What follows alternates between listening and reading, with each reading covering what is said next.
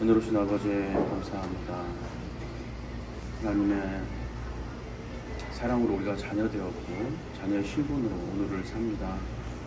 말씀 전하는 가운데에 하나님 개입하셔서 입술에 성령의 감동과 깨달음 주셔서 하나님 더욱 알아가는 시간 되게 주옵소서.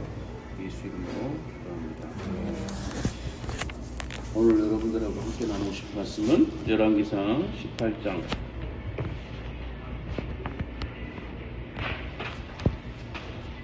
열왕기상 18장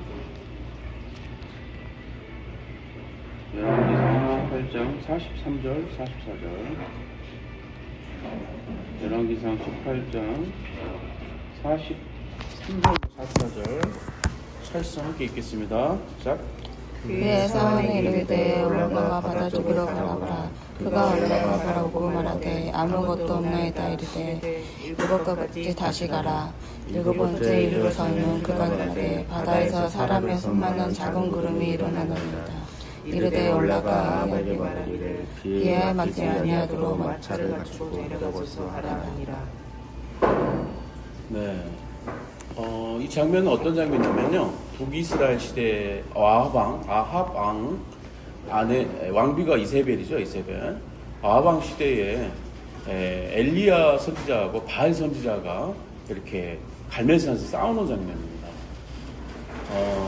싸우고 난 장면이죠. 정확히 말하면은 싸우고 난 장면이죠. 승리하고 난 장면인데 이때 이 시대가 이제 어떤 시대냐면은 바알이라는 우상 숭배가 그 나라를 통치하고 있었는데 바알 신은 어떤 신이냐면은 비와 폭풍, 풍요의 신입니다. 비가 이렇게 풍요를 이야기하는 거잖아요.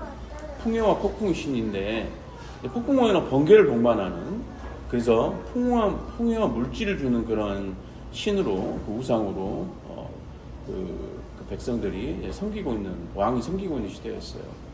그런데 이 바알 섬기고 있는 아합 왕 시대에 지금 엘리야를 포함한 많은 하나님을 믿는 사람들을 핍박하고 압박하니까 엘리야가 아합 왕한테 나아갑니다.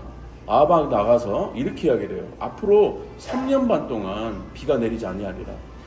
비의 신을 가지고 있는 바알 신을 섬기고 있는 사람의 왕에게 가가지고 비를 내리지 않겠다. 하나님 이야기를 전달합니다. 그러니까 와왕이 너무 어이가 없잖아요. 자기 신이 비의 신인데 그런데 진짜 3년 동안 비가 내리지 않습니다. 3년 동안 비가 내리지 않는 그것으로 하나님의 계심을 증거해 냅니다. 그리고 또 바알 신은 또 뭐가 있습니까? 폭풍우 가운데 번개가 있잖아요. 불을 가지고 있단 말이에요. 그래서 또 3년 후에 바알왕한테 나갑니다. 하나님을 핍박하지 마라. 하나님 믿는 백성을 이렇게 하지 말라고 하지만 그 경고를 듣지 않습니다. 그래서 또 이야기를 합니다. 너희가 바알에게 제단을 올리는 갈멜산에서 제물을 놔놓고 어떤 신이 불을 내려 이 제물을 태우는지 보자 라고 이야기를 합니다. 바알을 믿는 아합 왕은 이때다 싶어서 갈멜산에 바알 선지자 450명을 데리고 가서 거기서 제단을 올리고 또 엘리야도 거기에 제단을 올린 자리에서 오히려 엘리야는 뭘 하면 거기다가 물을 붓습니다. 바알 선지자 450명은요 각종 예배의식을 하면서 안 되니까 몸에다 칼에 상처를 흘리면서 피를 흘리면서 바알에게 간구합니다. 불을 내려달라고. 안 내려줍니다. 그러나 엘리야가 하나님 이때 하나님을 보여주옵소서. 오늘 하나님 계시면 보여주옵소서라고 하는데 바로 하늘에서 불이 내려서 그 재물과 나무와 물과 거기 있는 흙까지 다 태워버립니다. 그냥 재물만 태운 게 아니에요. 거기 있는 흙까지 다 태워버려요. 모든 하나님께서 하나님 아래에 있는 모든 것은 하나님의 창조 아래 있다는 사실을 보여줍니다. 완전한 하나님의 계심을 엘리야가 증명하고 난 연후에 지금 이야기를 하는 거예요. 아합 왕한테 곧 있으면 비가, 왜냐하면 백성이 피폐되어 있잖아요. 다시 하나님께서 비를 내리시는 건 무슨 이유겠어요? 다시 회복을 하시겠다는 의미인 거예요. 3년 동안 고통 가운데 있었잖아요. 그 나라 왕 바알신 때문에. 다시 하나님은 해보겠다는 건데, 그 위에 보면은 간절히 기도하는 장면이 나옵니다. 어떻게 해요? 46절 제가 읽을게요. 아합이 먹고 마시러 올라가니라 엘리야가 갈멜산 꼭대기에 올라가서 땅에 꿇어 엎드려 그의 얼굴을 무릎 사이에 놓고 간절히 기도한 거예요. 무슨 기도를 했을까요? 비를 내리게 해달라는 기도를 한 거예요. 예? 이제 그들하고 대결해서 승리하고 피폐된 백성들을 하나님께서 회복하시는 비를 내려달라고 기도하는데 7번을 보냅니다. 6번까지 아무런 응답이 없었어요. 그죠? 자, 여기서 우리가 오늘 알아야 될 이야기가 나오는 거예요. 기도가 무엇입니까? 기도가 뭘까요? 열심히 간절히 끈질기 하면 이루어지는 게, 응답받는 게 기도입니다. 그게 기도가 아닌 거예요. 기도는 하나님의 약속에 머무르는 거죠. 6번까지 없다고 하더라도 7번째 사안을 보내는 것이 바로 기도인 거예요. 내가 원하는 것을 응답받기 위한 것이 아니라 하나님의 응답을 믿고 기다리는 시간이 바로 기도인 거예요. 7번째 보냈는데 사안이 와가지고 아무것도 없습니다. 비가 올 징표가 아무것도 없어요. 아, 그러냐? 라고 하는데 그 사안이 그래요. 아무것도 없는데 굉장히 맑은 하늘에 손바닥만한 구름 하나가 딱 있나이다. 그래요. 엘리야가 깜짝 놀래요. 아, 그래? 그럼 빨리 가서 우리가 빨리 가가지고 그 말 듣고 아하방한테 비가 엄청나게 내리니까 산을 내려가라 이렇게 이야기합니다. 엘리야는 왜 맑은 하늘에 비구름이 있어야 될 거 아니에요. 그냥 맑은 하늘에 손바닥 하나 가지고 내려가라.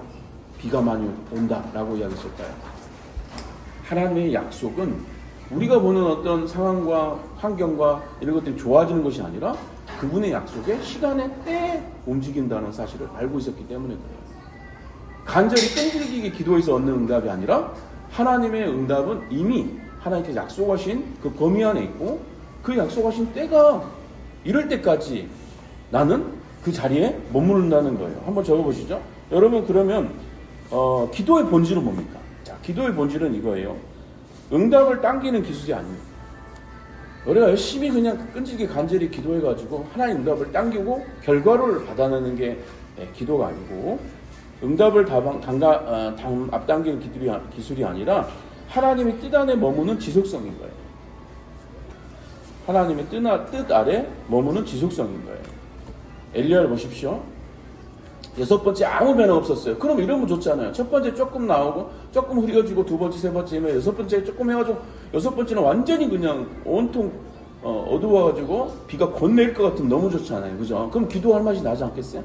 그거는 어떻게 되냐면 하나님이 그렇게 하지 않는 이유가 뭔지 아십니까?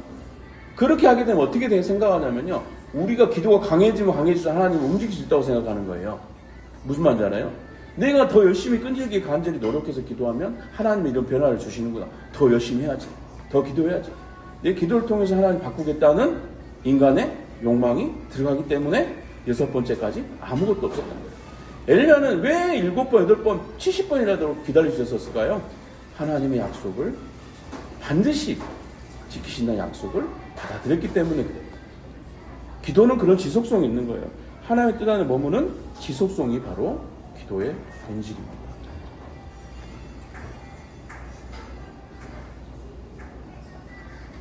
우리 삶의 변화에서 기도가 매우 중요한데, 여러분이 오늘 엘리야의 이 기도를 보시고, 기도라는 것은 내가 끈질기 간절히 하나님께 뭔가를 구해서 얻어낸 것이 아니라 하나님께서 이미 계획하시고 뜻하신 것들을 내가 믿고 그 속에 머무르는 거구나. 머무르는 거구나. 그죠? 그러면 그 기도의 응답이 반드시 나타나는 거구나. 그러면 우리 기독교라는 종교는 어떤 종교일까요? 자, 불교는 비유랍니다. 모든 걸 비우세요. 네? 그죠? 또 내려놓으라 그래요. 네 마음에 있는 허물과 염려, 걱정을 내려놓으십시오. 네? 이슬람 착한 일을 하십시오. 그러잖아요. 그런데 이 기독교는 어떻게 하냐면요, 머무르라는 거예요. 너희가 내 안에 거하고 내 말이 너희가 거하면 모든 것을 원하는 대로 구하라. 그리하면 이루리라. 머무르는 이야기예요. 근데 비움은 없나요? 있죠. 내려놓음은 없나요? 있습니다. 이 기독교는 비움과 내려놓음이 있어요. 어떤 선교사님이 내려놓음이라는 책을 써서 되게 베스트셀러가 됐는데 또 맞는 이야기입니다.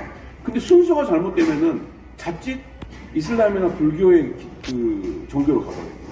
내가 비워서 내려놔야 하나님의 축복의 자리에 머무른다 이렇게 돼버리면 불교하고 이슬람이 돼버리는 거예요. 내 노력과 내가 비우고 내려놓는 것도 내 노력 아니에요? 그죠? 그렇게 했다면은 오체 투지로 정성을 보여가지고 축복을 받는 그런 종교가 뭐가 다릅니까?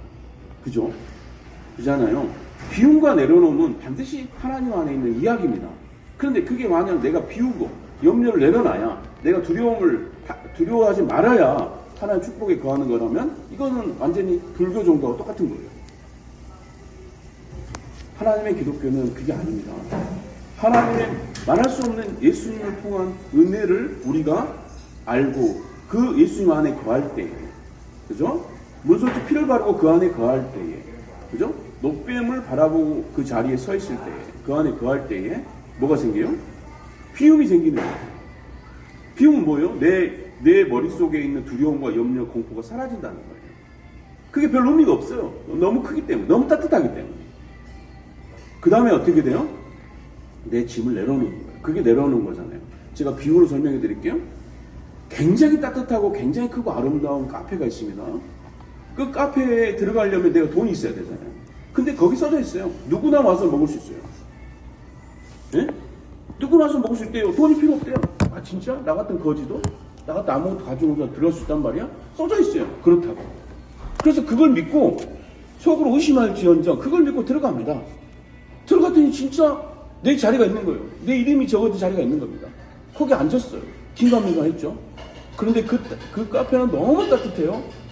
밖에는 엄청나게 춥고 고통스러운 곳인데 이곳은 너무 따뜻하고 잔잔한 음악도 흐르고 굉장히 아름다운 그런 장소였고 따뜻한 주인이 있고 그 주인이 우리에게 말을 건네고 춥지 않냐? 앉아라. 따뜻한 커피 먹을래? 이런 아름다운 초청들이 있어요. 자, 이 사람은 어디에 들어간 거예요? 그 문구 있잖아요. 누구나 들어오세요. 여기는 값이 지불되었습니다. 그 문구를 그냥 받아들이고 오시면 되어도 들어간 거예요. 그게 구원 얻는 거잖아요.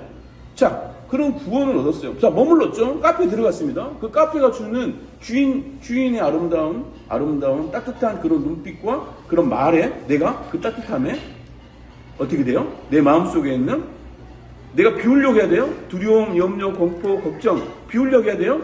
아니죠. 그 따뜻한 주인장의 이야기와 행동을 통해서 비워지는 거예요. 이해됩니까? 비워지는 거예요. 자연스럽게 비워지는 겁니다. 따뜻함이. 그죠? 자, 그러면 어떻게 됩니까? 내 더러운 옷을 벗을까 안 벗을까요? 그 더러운 몇 달 동안 빨지도 않는 그 더러운 옷을 자연스럽게, 왜냐하면 따뜻한 공간이니까 내 더러운 것들을 내려놓게 돼요. 거기에 다 갇혀져 있기 때문에 내 더러운 옷을 집착할 필요가 없어요. 더 좋은 옷이 있고 더 좋은 어떤 음식이 있으니까 내가 먹다 남은 빵 조가리를 버리게 된다는 거예요. 그게 뭐예요? 내려놓기잖아요. 그죠? 하나님은 은혜 안에 머무르면 그 카페 주는 주인의 따사로운 말 한마디와 그 우리를 배려하는 그 주인의 사랑에 우리가 마음의 근심을 비우게 되고 염려를 비우게 됩니다. 비워지게 되는 거예요. 쉽게 이야기하면. 아시겠어요? 그 카페 주인의 따뜻함 때문에 그렇습니다. 그 카페에 머무르기만 하면 내 마음속의 염려, 걱정이 비워지는 거고 내가 가지고 있는 세상의 어떤 뭡니까? 더러운 옷과 내가 가지고 있는 짐들 같은 거 있잖아요. 다 내려놓게 되었습니다. 내려놓고 내가 비워야 하나님이 나의 그런 행동을 보고 축복해 주신다는 게 아니라는 거예요. 그건 여러분들이 반대로 알고 있는 거예요. 하나님 무한한 사랑에, 예수를 통한 무한한 사랑에 머무르십시오. 내가 너 안에 거하고 네가 내 안에 거하면 모든 것이 원하는 대로 구하라. 그리하면 이루리라. 머무름의 기독교입니다. 근데 이 머무름 안에는 뭐가 있어요? 내 염려를 비우는 비움이 있고요. 내 짐을 내려놓는 내 부채, 내 채무를 내려놓음이 하나님의 따뜻한 은혜 아래 있다는 거예요. 그렇게 된다는 거예요. 여러분 거기에 굉장히 많은 옷이 있는데 여러분 밖에서 정말 애착을 가겠죠. 내가 이제껏 입었던 옷인데 냄새는 좀 나지만 애착을 가겠지만 새로운 옷과 파카가 있어요. 새로운 어떤 코트가 있어요. 여러분 그 집착하십니까? 당장 버리죠. 냄새가 나는데 당장 버리죠. 없을 때야 그거라도 입는데 여기 뭐 풍요로움이 넘치잖아요. 여러분 누가 줬던 고기 조금을 가지고 있습니까? 여기에 산의 진미가 있는데요. 소고기, 물고기 다 있는데 밖에서 먹었던 그 깡깡 얼은 떡을 갖다가 이게 뭐 소중하게 생각합니까? 내려놓게 되죠. 그냥 당장 쓰레기에 그냥 버리게 되는 거예요. 제정신이 아니잖아요. 그걸 왜 그걸 사모합니까? 여러분 근데 정말 중요한 사실 하나 더 이야기 드릴게요. 여러분들이 코트를 안 벗을 수 있습니다. 여러분들이 먹다 나면 밖에서 먹다 나면 소고기 딱딱한 거 안 버릴 수 있어요. 근데 놀랍게도 하나님은요. 그 카페의 주인장인 하나님은 그걸 몰아가지 않으신다는 얘기예요. 정말 신기하지 않습니까? 기다려주시는 거예요. 저는 이야기할 수 있어요. 옆에 야 너 진짜 제정신이냐? 여기 다 있는데 옷을 입고 있어 왜? 그 더러운 옷 좀 버려. 나는 이야기할 수 있는데 하나님은 뭐라고 하냐면 놔둬라. 괜찮다. 어때요? 그 카페에 들어온 이상 신분은 변하잖아요. 카페 들어온 자예요. 그 자가 거기서 옷을 안 봤어도 그 자가 거기서 마음에 염려를 하고 있어도 어때요? 카페에 들어온 자입니다. 하나님은 그거를 강요하거나 변화시키지 않아요. 문설주의 표기 바르고 그 안에 있는 사람이 염려하고 걱정하고 근심하는 거 뭘하지 않으신다는 이야기. 무슨 얘기인지 알아요? 두렵고 떨리고 염려하는 것들이 저는 친구로서 권면할 수 있지만 하나님의 카페 주인장은 절대로 그걸 강요하지 않습니다. 그게 하나님의 본질이십니다. 우리를 기다려주시고 우리를 축복해 주십니다. 괜찮다고 하세요. 심지어는 카페를 나갔다 들어와도 하나님은 놔둬라 그래요. 한번 들어온 자는 다시 나에게 올 수 있는 자다. 무슨 이야기인지 알아요? 내가 이 교회를 떠났다 하더라도 내가 하나님 의심해서 하나님은 없는 것 같아 라고 한다 할지라도 이미 그 따뜻한 카페에 들어온 하나님의 성도가 된 자는 절대로 포기하지 않으십니다. 그 사람들이 가서 여러분들 고민한다고 막 그러지 마십시오. 여러분들이 그렇게 판단할 자리에 있는 게 아닙니다. 하나님은 놔둬라 하지 않습니다. 내 따뜻함을 맛보는 자는 다시 돌아올 수 있으니 그 사람을 정죄하지 마라. 배신한 베드로에게 괜찮다 베드로야. 난 널 사랑한다. 네가 날 배신해도 네가 나를 잠시 떠났어도 내가 널 사랑하는 걸 네가 알고 있기 때문에 내가 너가 다시 만나겠다. 카페를 떠나도 하나님은 뭘 하지 않습니다. 카페 들어와서 더러운 옷을 입고 있어도 뭘 하지 않습니다. 여러분 거기서 염려 걱정 이거 돈 내야 되는 거 아니야. 돈 낼 필요가 없다고 계속 들어왔는데도 계속 걱정하는 거예요. 나 돈도 없는데 돈 내라면 어떡하지? 그래도 카페 주인 하나님은 이야기하지 않으십니다. 오히려 와가지고 괜찮다. 네가 염려가 풀어질 때까지 나는 기다릴 거야. 이 맛있는 치즈케이크를 하나 더 먹어볼래? 그게 아버지지 않습니까? 그래서 우리는 하나님 아버지라고 부르는 거예요. 여러분, 우리 기독교라는 종교는 종교가 아닙니다. 그게 사실이 진리이고 진리인 거고 실제로 존재하는 거예요. 근데 그 하나님은 놀랍게도 우리를 아버지라, 우리를 아들이라, 우리를 자녀로 삼아주셨어요. 그 이유가 뭡니까? 여기 있는 인간의 몸으로 오신 하나님의 아들의 찢기진 살과 흘리신 피 때문에 그렇습니다. 그래서 하나님께서 가장 기뻐하시는 일이 바로 그건 거예요. 내 아들. 거기 써졌잖아요. 카페 밖에. 아무 조건 없이, 아무 자격 없이 누구라도 들어올 수 있어요. 누군가가, 예수가, 내 아들이 당신의 찻값을, 여기 있는 모든 음식값을 다 지불했습니다. 그러므로 들어오셔도 됩니다. 그러면 우리가 가장 기뻐해야 될 건 뭐겠습니까? 거기 들어가서 먹는 것도 기쁘지만 거기 문구에 적어진 주인공이 따로 있으시잖아요. 그 카페 주인의 아들 때문에 내가 공짜로 먹을 수 있구나. 이 따뜻한 속에 들어갈 수 있구나. 그것을 기념하는 게 바로 이 성찬식이구나. 그 아들, 카페 사장 아들의 찢기진 살과 피를 기념하고 그 아들 때문에 내가 이 따뜻한 속에서 머물 수 있으며 아들 때문에 내가 염려 걱정을 비울 수 있고 아들 때문에 내 부채와 내 관계 깨짐이 내려놓을 수 있는 거예요. 해결될 수 있는 겁니다. 아들의 공로예요. 그 카페 사장의 아들의 공로예요. 오늘 여러분들이 이 공로 속에서 머무르시기를 그리고 그 염려가 기어지는 체험을 하시기를 그리고 여러분들의 짐을 다 내려서 쓰레기통에 버리는 내려놓음의 하나님의 축복이 경험되기를 예수의 이름으로 이때는 예수님의 살입니다. 이 포도주스는 예수님의 피입니다. 카페 앞에 문구가 바로 그것을 증명하는 거예요. 내 아들이 지불했으니 누구나 와서 드십시오. 이것을 기억할 때 하나님은 가장 기쁜 거예요. 카페 사장이 가장 기쁜 거는 내 아들을 기억해 주는 거예요. 내 아들의 죽음을 통해서 너희가 여기 들어올 수 있다는 사실을 기억하는 거예요. 그 아버지가 가장 바라고 꿈꾸는 일일 겁니다. 하나님의 마음입니다. 그것을 우리가 매일 기억하겠습니다.